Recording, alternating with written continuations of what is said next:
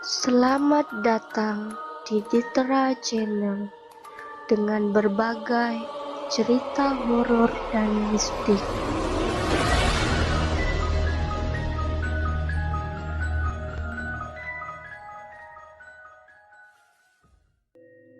Pemotretan pernikahan gaib. Pagi itu aku melakukan aktivitas seperti biasa.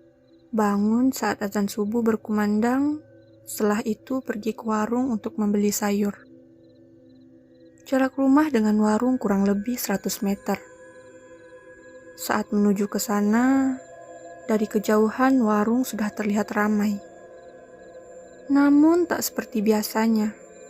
Kali ini terlihat lebih ramai.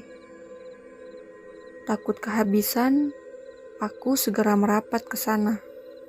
Sampai di sana, aku segera memilih sayur mayur apa yang akan aku olah hari itu.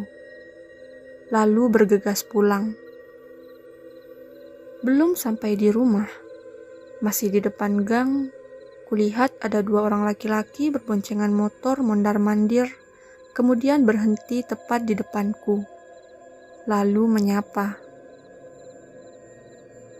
"Permisi Bu, mau tanya, apa alamat ini benar?" "Kalau jalannya sudah benar Mas, tapi nomornya kok nggak ada?"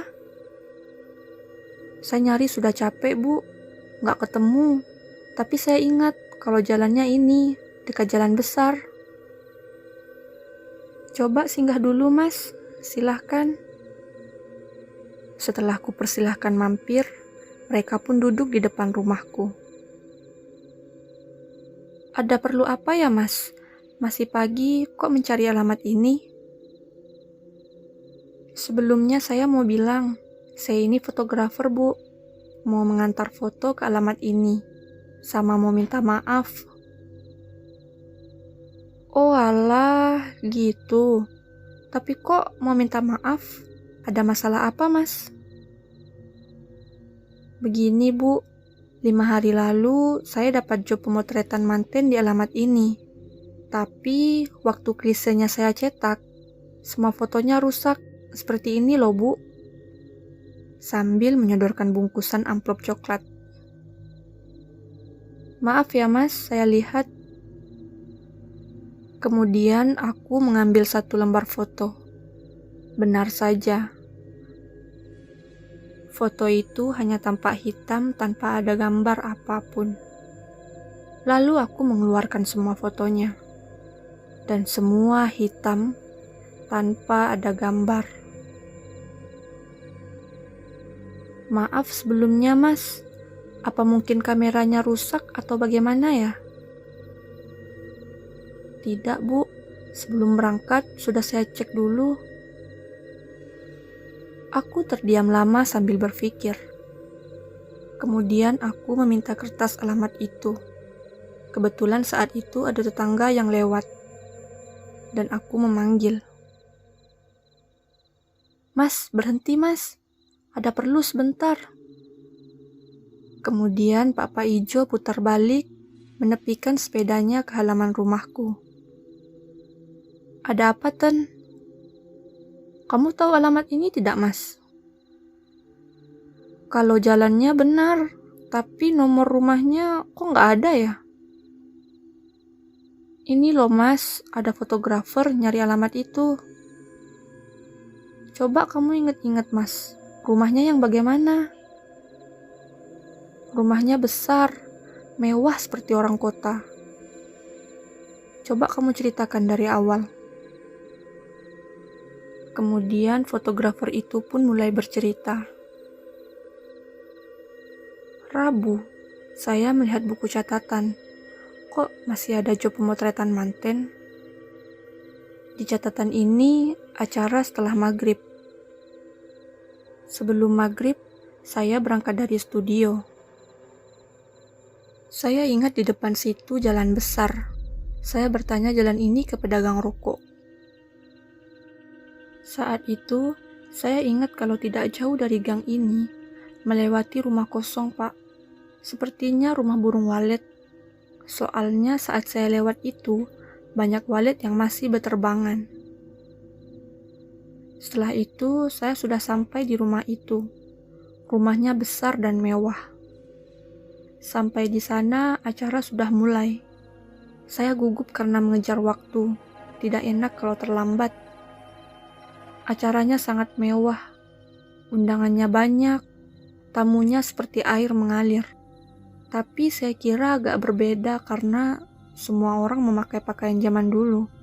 Sangat ramai seperti pertunjukan. Juga ada yang jualan di luar rumah itu. Sampai di sini, Pak Ijo mengernyitkan dahi. Mas, mari ikut saya. Kemana, Pak? Saya antarkan ke alamat itu. Ayo, Ten, ikut aku. Oh, iya, Mas. Kemudian aku bergegas naik sepeda dibonceng oleh Pak Ijo. Fotografer itu kemudian mengikuti kami dari belakang dengan menaiki motor. Saat menyusuri jalan menuju tempat itu, terlihat ketegangan terpancar dari wajah Pak Ijo. Beliau berkata padaku, "Jangan sampai kejadian ini benar." Lah, kenapa sih, Mas? Belum sampai menjawab, tiba-tiba Pak Ijo menghentikan laju sepedanya. Sudah, dibahas nanti saja. Cepat turun, sudah sampai ini. Iya, Mas. Tak berselang lama, fotografer itu tiba dan menyela. Lah, ini loh Pak jalannya. Iya, benar ini. Lah, itu rumah Walidnya. Sambil menunjuk ke arah gedung tua di selatan jalan. Aku dan Papa Ijo saling pandang keheranan. Mas, coba kamu lihat.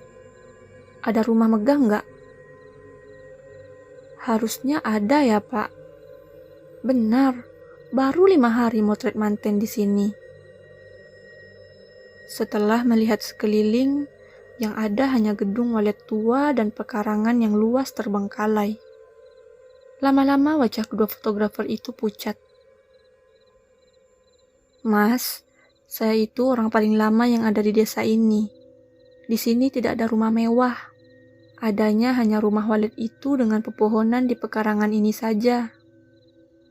Kemudian fotografer itu turun dari motornya dan berjalan perlahan menuju arah pekarangan.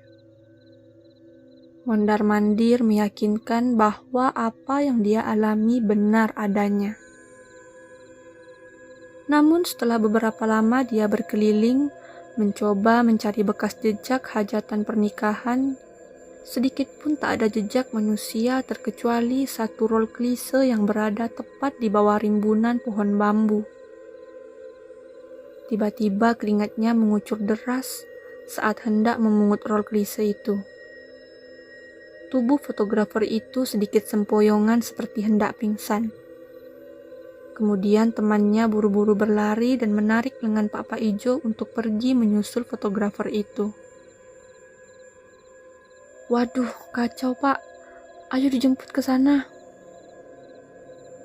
Setelah berhasil mendekat, Pak Ijo berinisiatif untuk membawa fotografer itu keluar dari pekarangan rumah walet bersama rekannya.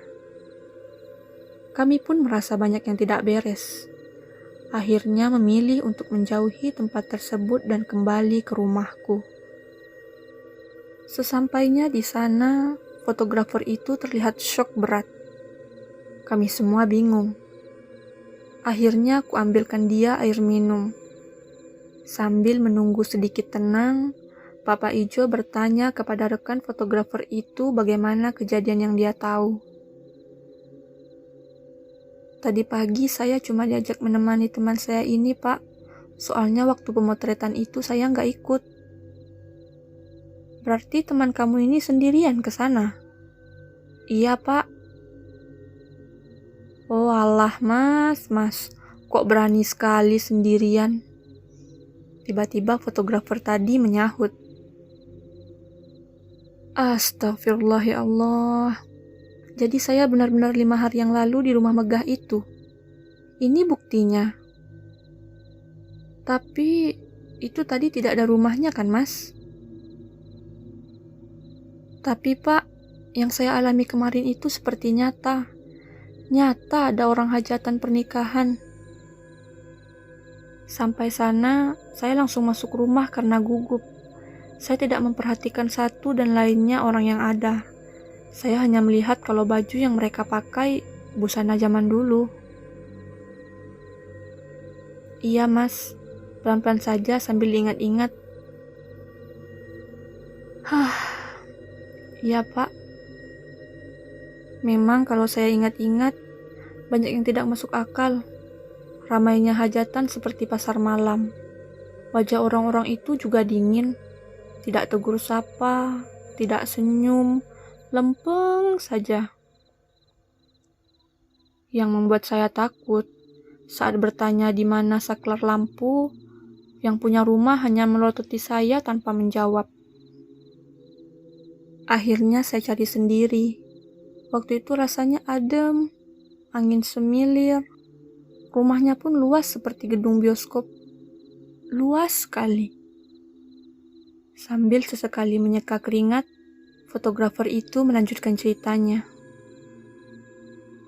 Saat itu semua undangan ikut berfoto. Saya heran, yang foto banyak sekali. Seperti nggak habis-habis. Tapi saya tidak kepikiran yang macam-macam, karena pada saat itu saya ngejar waktu, menyempatkan supaya cepat selesai, karena itu job terakhir di bulan ini. Setelah itu, saya menemui yang punya rumah. Saya kasih tahu kalau fotonya jadi 5 hari lagi. Bayarnya kalau foto sudah diterima, tapi beliau hanya mengangguk, sama sekali tidak menjawab. Alhamdulillah ya Mas, kamu masih bisa pulang. Selamat, sehat, segar bugar. Hah? Maksudnya Pak? Syukur kamu tidak hilang Mas. Alhamdulillah bisa keluar dari sana.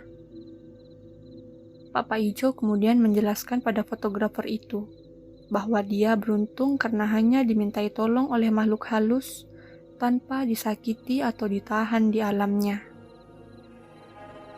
Menurut ceritamu, kamu itu dimintai tolong oleh makhluk halus, Mas. Tapi kalau niatnya mencelakai, pasti kamu tidak bisa kembali pulang, alias kalap atau tinggal di dunia makhluk halus. Jangan takut kamu.